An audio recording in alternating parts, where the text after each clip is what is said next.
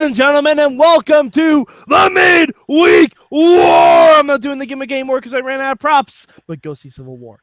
I am Mad Mike, and we are doing Ring of Honor again because someone decided to update their website.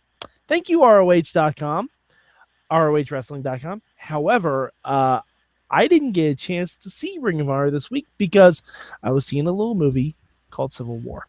But with me, to paint a lovely word picture about what happened on Ring of Honor this week is the voice of Inspire Pro Wrestling, Eamon Payton. How are you?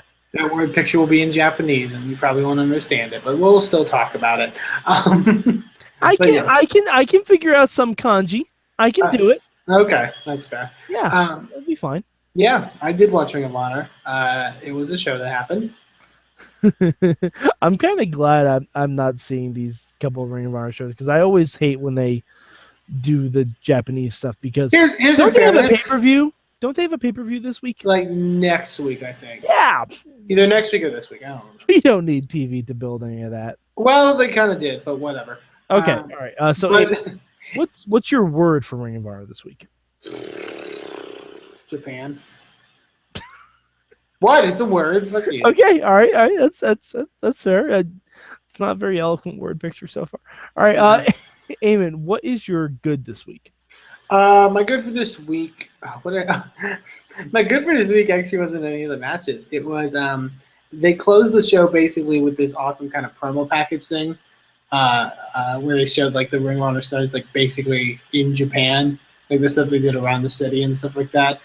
Which include Jay Lethal and Truth Martini trying to find a masseuse, so to speak, to give a certain kind of massage. That sounds amazing. Which included them like in front of the door waiting for the massage or whatever, and then Delirious walks out with like the weirdest look on his face, and it's because he, yeah.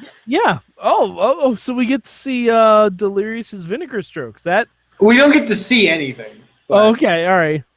I'm damn it! I'm actively excited for this now. I can't watch Ring of Honor. No, but there was how much of a mark I am for Delirious. That's fair. There was stuff with like Jay Briscoe interacting with like Japanese people, which you can only imagine. Dalton Castle went to a cat cafe. Wait, hold on. Take that. Rewind it back. Say that again.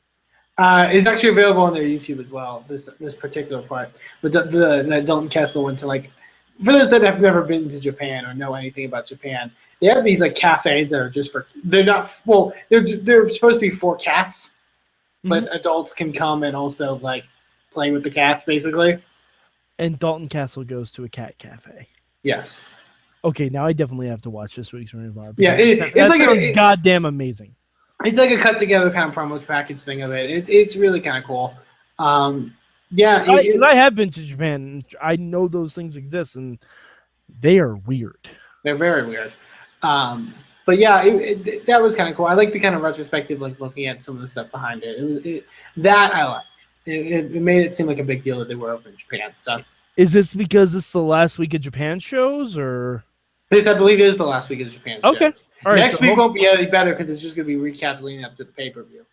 Well, that might not be a bad idea for someone who's missed the past 4 weeks of Ring of Honor. That's fair. So hopefully we get to see that, and hopefully we'll get to review it. All right, so what will be your bad this week on Ring of Honor? My bad for this week, because there's only 2 matches on this show. What were the 2 matches, just so we can get kind of a picture of it? First was an 8-man tag, which was pretty good. It was Moose, Michael Elgin, Hiroshi Tanahashi, and Tomoaki Honma against the Bullet Club's Tama Tonga, Cody Hall, Yuzuru Takahashi, and Bad Luck Fale. Cody Hall's in Scott Hall's son? Yes. It was a good point to make because they made the point on commentary that everyone in the Bullet Club was technically making their Ring of Honor television debut. Yeah, because even Fale's never been on. Fale's never been at the Ring of Honor crossover shows. Okay. So yeah, so it was, that aspect was kind of cool. So it was the Bullet Club B Squad, basically. Basically, I really like Tama Tonga. I think he's come a long way. I thought he did well in this match. Moose is very over in Japan, which is nice. I'm sure. Yeah, Moose seems like the kind of guy that would fit right in there. Yeah, and the face team won. I think Moose beat Cody Hall, I think, to win, if I'm not mistaken. Okay. But yeah, it was a decent enough opener kind of match. But my bat actually goes to the main event, which was the Briscoe Brothers taking on Karl Anderson and Luke Gallows. Whoa! Hi! Funny how that works. Yeah, that's pretty great. That's pretty great. Like, part of me is like, I get it. Like, that's the match you show because they are in WWE now. I don't know. I didn't really like the match a lot. I don't know. It's just that's a shame because on paper that sounds really fun. Yeah, and it was good. It was just kind of boring to me because it didn't really have like a huge story. I feel going into it. Keep in mind these were filmed in February. Oh, of course. Yeah, these were filmed like the same time Ishii beat Roger. Roger Strong. So there was some stuff like the Briscoes came out with the Never 6-man titles because they still had it at the time. Gotcha. Homa still had the one half of the tag titles in his match. So that kind of, keep that in mind. It dampers it a little bit because it's so old, right? Yeah, and there wasn't a huge story in this. So Were Doc and Carl still in the Bullet Club at this point? Yes, they were still. Yeah, so the entire show was Bullet Club versus ROH, basically. Basically, yeah. Huh. That's kind of an interesting way of looking at it, at least. Yeah, Briscoe's won. It was fine. It just wasn't really all that interesting to me, to be honest. But yeah.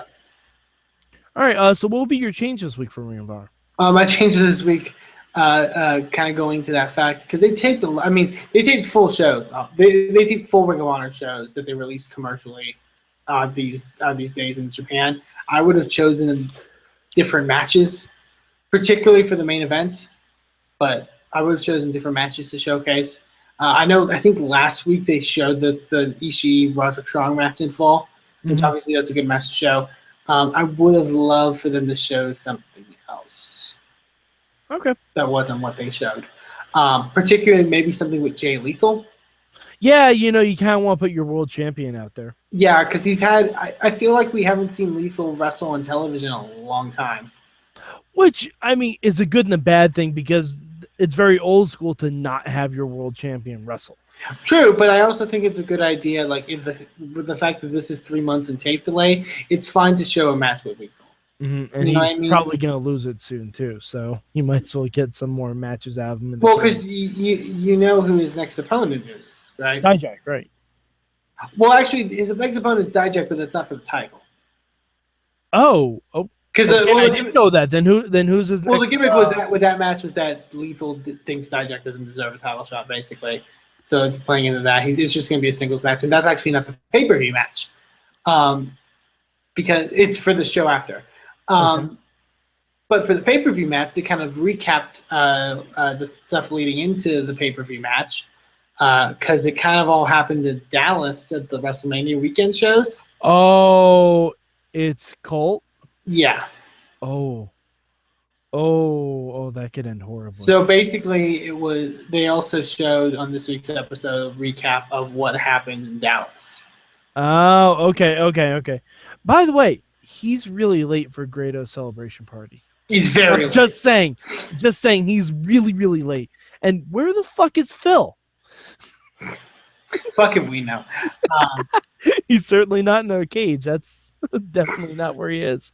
Yeah, for those that haven't seen it, they basically recapped because the match originally they had Jay Lethal versus Leo Rush on the first night of the Ring of Honor shows. Right. It was Leo Rush's title shot for winning the top prospect. So they basically show the finish of that match. Lethal basically saying that nobody can beat him afterwards, kind of thing.